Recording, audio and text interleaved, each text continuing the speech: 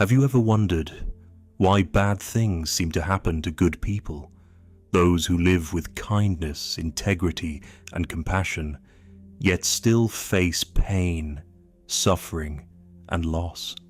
It's a question that many of us ask in times of difficulty, and it's not just a modern question. It's been asked for centuries by countless hearts across all cultures and faiths. But today, let's pause for a moment. Let's look at this question through the lens of the Buddha's wisdom and discover how we can find meaning, peace, and growth even in the midst of hardship. Even in suffering, there is light, there is growth, there is liberation. The Buddha once said, "All conditioned things are unsatisfactory. They are subject to change. Understanding this brings wisdom." From the very foundation of his teachings, the Buddha revealed a profound truth. Suffering, or dukkha, is universal. It's not something that only happens to certain people.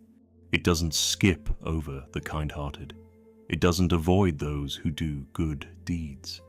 Even the Buddha himself, the awakened one, experienced physical pain, betrayal, loss, and sorrow over the suffering of others. In fact, it was through his personal experiences with suffering that he found the path to enlightenment. Suffering is not a punishment, nor is it a sign that goodness has failed. It is simply the nature of life. It is a wave that rises and falls, touching everyone, regardless of how good or virtuous they are. Life is full of uncertainties. Good things come and go. Bad things come and go. And in the end, it's all part of the dance of impermanence. Now, you might ask, what about karma? Doesn't good bring good? Yes, karma does bring consequences to our actions, but it's not always in the way we expect or within the time frame we wish for. In Buddhism, karma is the natural law of cause and effect.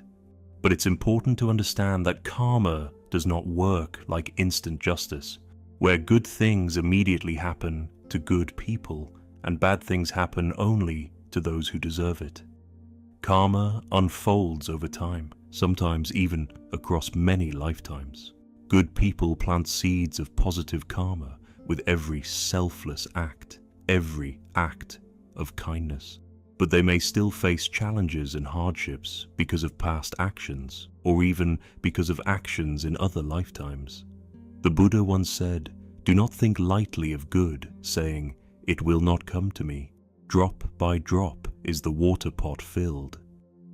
Likewise, the wise one, gathering little by little, fills oneself with good.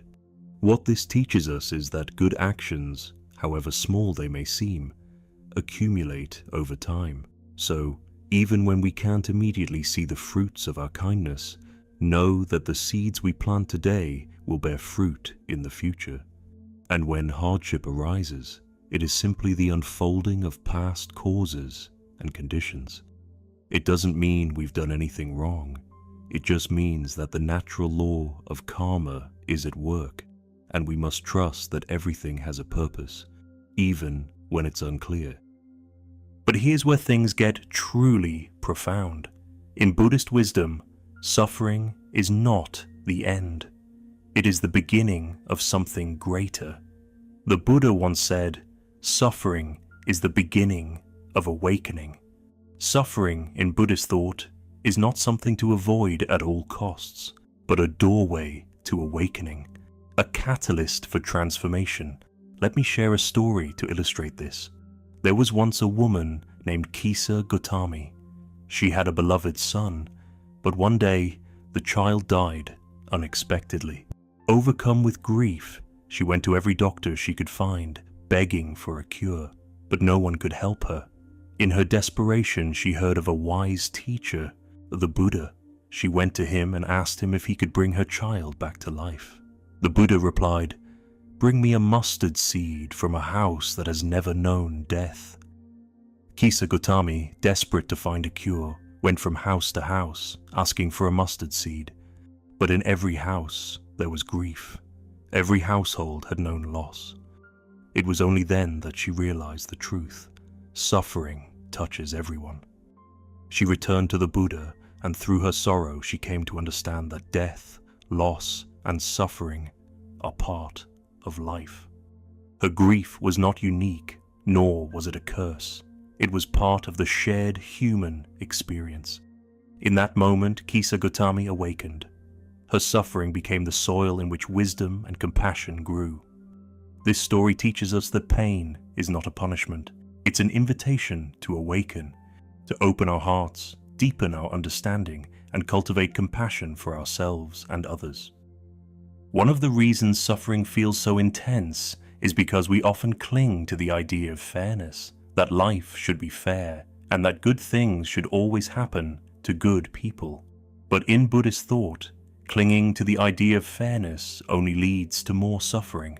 Life is not fair in the way we wish it to be. Life is complex, and suffering is part of its fabric. The Buddha taught that peace comes not by demanding fairness, but by releasing our attachment to the idea of fairness. We don't need to understand why things happen or why we suffer. Instead, we can focus on how we respond to suffering. Buddhist wisdom invites us to shift our question from "why me?" to "what can I learn from this? How can I respond wisely and with compassion?" This shift in perspective brings freedom. We stop blaming life for being unfair and instead focus on transforming our suffering into wisdom. I want to remind you of something important today. Even when good people face hardship, their goodness is never in vain. Every act of kindness, every gesture of compassion, every moment of patience and understanding, these actions leave ripples. They may not always be visible, but they are real. In fact, positive karma doesn't just bring rewards in the future. It transforms us even in the present. It strengthens our hearts. It cultivates peace, resilience, and wisdom that no storm can shake. The Buddha's path is not about avoiding pain. It's about transforming pain into wisdom, compassion, and liberation. So, keep doing good. Not because it guarantees an easy life, but because it shapes you into the person you were meant to be. If you're walking through hardship right now, remember, you are not alone. Even the great sages, the awakened ones, walked through their own pain before finding freedom. Allow your suffering to be your teacher, transform it into wisdom, and keep walking the path of kindness. Because every step you take, you plant seeds that no storm can destroy. The Buddha said, just as a lotus blooms unsoiled in the muddy water, so too can we rise above suffering and bloom in wisdom. So, let yourself bloom. Let your goodness bloom, even in the mud.